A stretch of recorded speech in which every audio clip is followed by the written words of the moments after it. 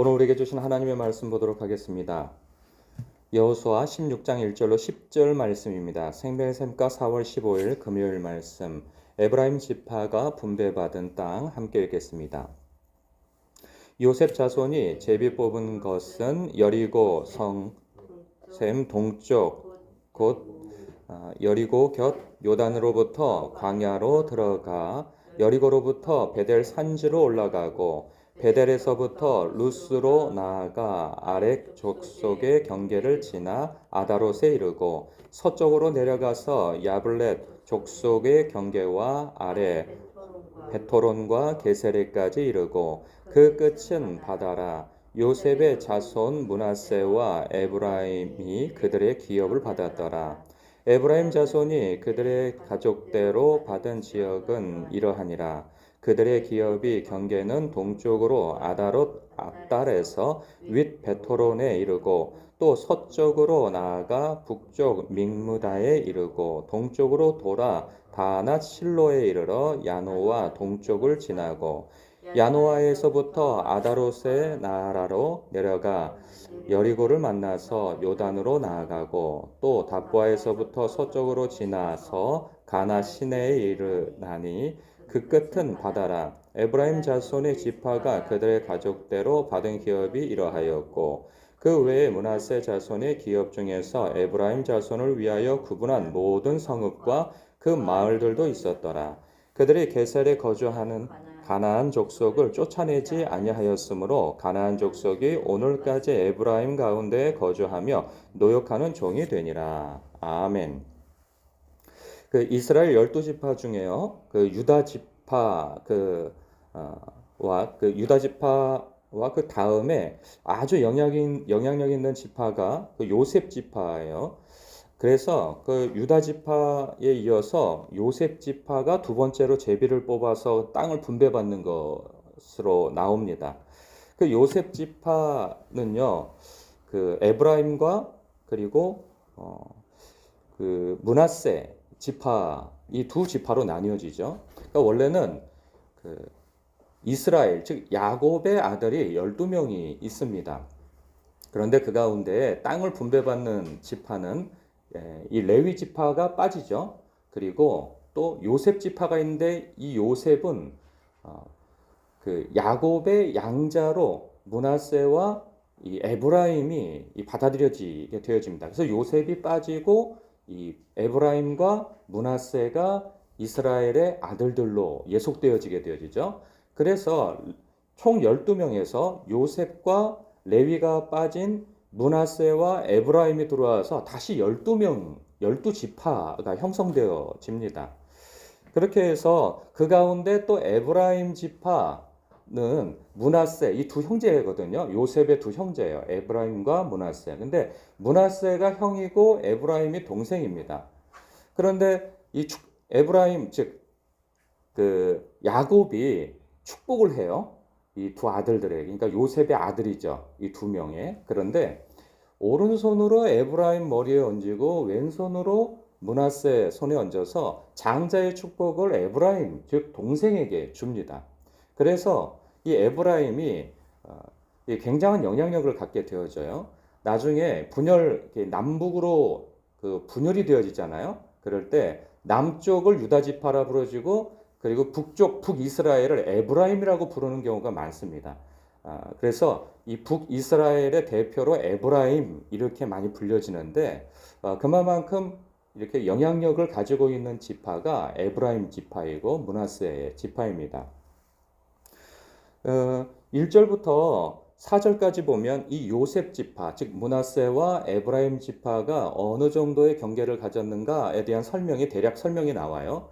그것을 보면 지도상으로 보면은 이 가나안의 중부 아주 노른자 땅을 그들이 얻게 되어지거든요.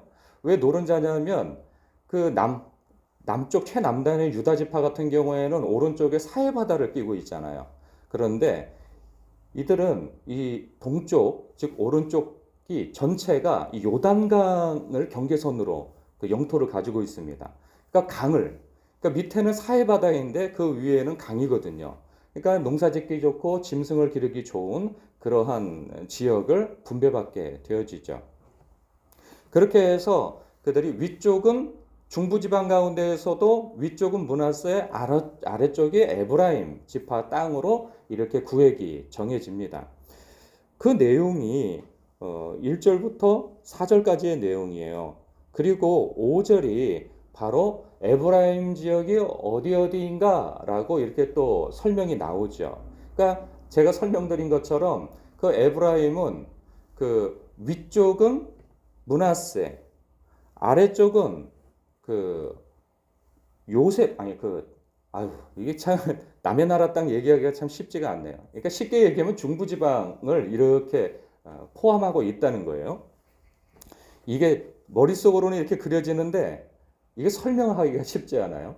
그러니까 어쨌든 그 가장 부유한 땅인 그쪽을 중부지방으로 보는데 그곳을 이 요셉 지파가 차지하게 되어졌다는 거예요. 그런데요, 여기서 좀 주목해 볼 만한 것이 무엇이냐면 10절이죠. 그들이 게셀에 거주하는 가나안 족속을 쫓아내지 아니하였으므로 가나안 족속이 오늘까지 에브라임 가운데 거주하며 그 노역하는 종이 되었다라고 그래요. 다른 지파 같은 경우에는 철병거가 있어서 쫓아내지 못했다, 무슨 이유로 쫓아내지 못했다 이렇게 설명이 되어지는 것에 반해서 이곳 에브라임 지파에서 남겨둔 가나안 지역의 게셀의 영역은 그들이 쫓아내지 않았다는 거예요. 의도적으로. 분명히 하나님께서는 그들을 쫓아내라 말씀하셨어요. 그런데 그들은 뭐 힘이 역부족이기 때문에 두려워서 쫓아내지 못한 게 아니고 일부러 쫓아내지 않았다는 거예요. 종을 삼았다고 한다면 어떤 경제적인 이유에서 쫓아내지 않은 것으로 볼 수 있는 거죠. 가령 농사에 대해서, 왜냐하면 이제 그들은 계속 농사 짓지 않고 살아왔다가 이제 정착 생활을 하게 되어지면서 농사를 지어야 되는데 이 농사 짓는 법을 배우기 위해서인지 그런 이유에서 그들을 남겨둔 것인지 어떤 경제적인 이유에서 그들에게 조공을 받기 위함인지 정확하게는 알 수 없지만 분명 그들을 어떤 경제적 목적에서 남겨둔 것으로 볼 수밖에 없습니다. 그런데 이것이 어떤 편의에 의하여서 남겨둔 것이 결국은 큰 문제가 되어지거든요. 이 문제에 대해서 하나님께서 언급한 바가 있어요. 여러분 맥체인 성경 읽기에서 어제 부분이죠. 레위기 18장을 우리가 읽었어요. 그 레위기 18장에서 어떤 내용이 있습니까? 보면은 하나님께서 이스라엘 백성들에게 아주 당부한 내용이 있어요. 그게 뭐냐면 가나안 땅의 풍속과 규례를 행하지 말라 하면서 무엇을 언급하냐면 아버지의 아내를 범하지 말고 또 계모를 범하지 말고 이모를 범하지 말고 딸, 여동생 하면서 그 집안과 친족에 해당되어지는 여인들이 있어요. 그 여인들을 범하지 말라는 거예요. 그러니까 그것이 성폭행을 이야기하는 것 같지는 않고 어떤 성적인 관계를 맺지 말라. 그러니까 우리의 상식 밖의 어떤 내용들을 얘기하는 거죠. 누가 자기 어머니와 성관계를 가질 것이며 이모와 고모와 그리고 이런 여동생과 누가 그 여동생과 성관계를 가지고 누가 그렇게 결혼을 하고 그렇습니까? 그러니까 상식 밖의 일을 누가 하고 있느냐 하면 가나안 족속들이 행하고 있다는 거예요. 심지어는 어떤 내용까지 나오냐면 22절에 보면 레위기 18장 22절에 보면 너는 여자와 동침함 같이 남자와 동침하지 말라. 이는 가증한 일이라. 또 뭐까지 나오냐면 너는 짐승과 교합하여 자기를 더럽히지 말며 여자는 짐승 앞에 서서 그것과 교접하지 말라. 이는 문란한 일이라. 상식 밖의 일의 이야기를 하는데 왜 이것을 얘기하는가 보면요. 너희는 이 모든 일로 스스로 더럽히지 말라. 내가 너희 앞에서 쫓아내는 족속들이 이 모든 일로 말미암아 더러워졌기 때문이다. 라고 이유를 밝힙니다. 그러니까 가나안 족속들을 너희들이 용납하고 받아들이지 말아야 할 이유에 있어서 그들의 심각한 도덕성에 대해서 이야기를 하는 거죠. 그러면서 종교적인 이유에서는 어떤 부분을 담고 있냐면 대표적으로 21절에 이런 얘기를 해요. 너는 결단코 자녀를 몰렉에게 주어 불로 통과하게 하므로 내 하나님의 이름을 욕되게 하지 말라. 이는 나는 여호와이니라 하면서 종교적인 이유에서 그들을 받아들이지 말아야 할 이유가 무엇이냐면 우상을 섬기는데 어떤 우상을 섬기면 몰렉에게 자녀를 내주는 거죠. 아이를 제물로서 바치는 불로 지나가게 한다는 것은 불로 태워 죽여서 이렇게 제물로 바친다는 거죠. 이런 가증한 일을 하지 말아야 되는데 이 가증한 일을 누가 하고 있느냐? 가나안 족속이 하고 있다는 거예요.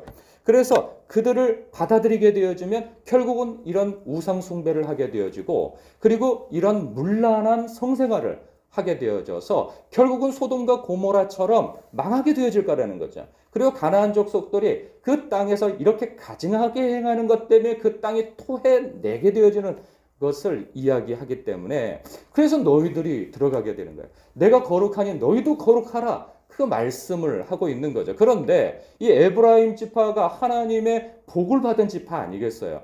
그런데 그들이 들어가서 거의 다 차지하고 하나님이 하라는 대로 했는데 하나를 남겨둔 거죠. 경제적인 이유 때문에 하나를 남겨둔 거예요.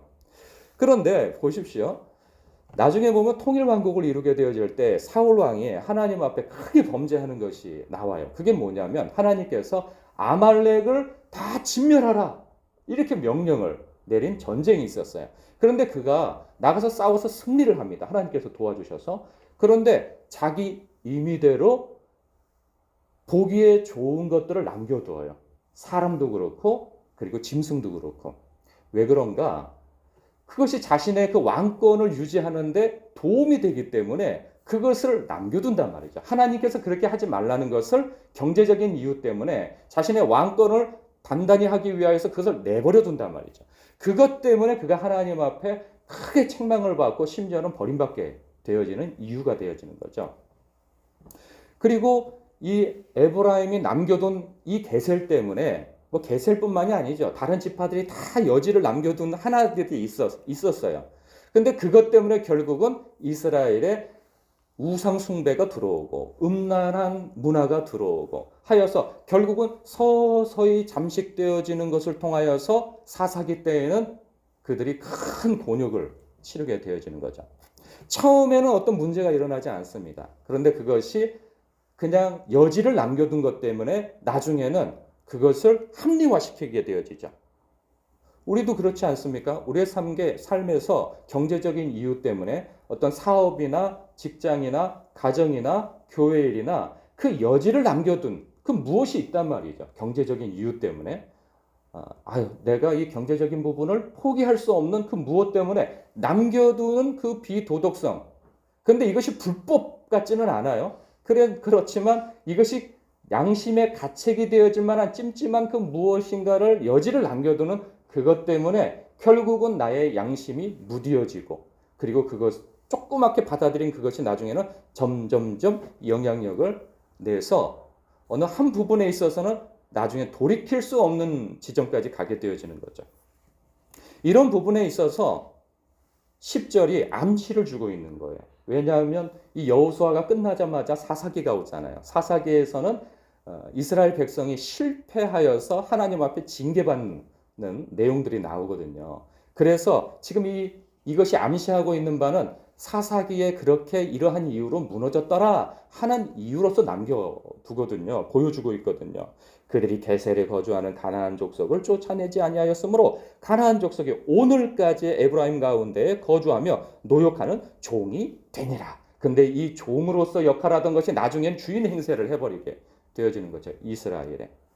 우리의 삶 가운데에서 그런 부분이 저마다 한 가지는 자기가 아는 한 가지는 무엇인가 있어요. 약하게 어떤 여지를 내버려둔 하나님 앞에 양심에 거슬려는 그것에 대해서 우리는 기도할 필요가 있습니다. 하나님께서 에브라임과 므낫세에게 이렇게 복을 주셔서 좋은 땅을 차지하게 하심에도 불구하고 순종하지 않는 그 무엇 때문에 하나님 앞에 여지를 남겨둔 것 때문에 문제가 되어지는 그것이 있다면 자그마할 때 성령께서 알려주실 때에 속히 그것을 끊어냄으로 인하여서 하나님 앞에 무한한 복과 축복이 임하는 여러분 되시길 주님의 이름으로 축복합니다. 기도하겠습니다.